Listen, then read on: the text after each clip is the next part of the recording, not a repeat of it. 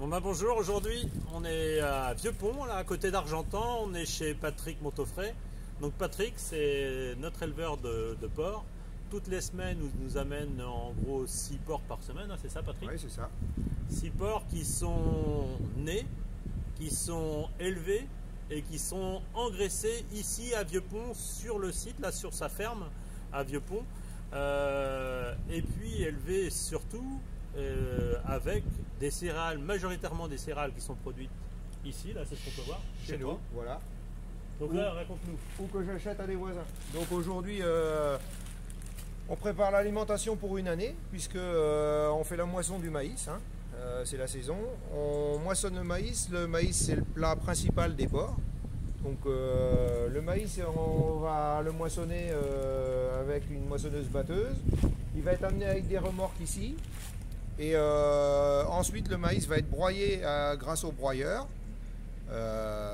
Il est repris au godet immédiatement, mis en silo, conservé avec un conservateur biologique. Et donc ces silos-là servent de base d'alimentation pour nos porcs et on utilise ça à longueur d'année. Après, tous les soirs, je remets ce maïs dans un récipient qu'on appelle une pressoupe.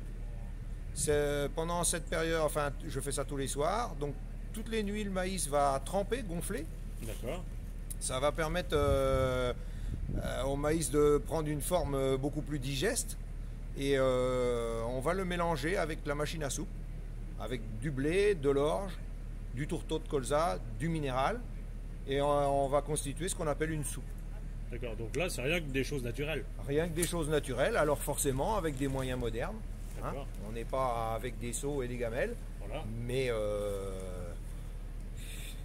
une base d'alimentation tout à fait classique. Alors j'ai oublié de vous dire,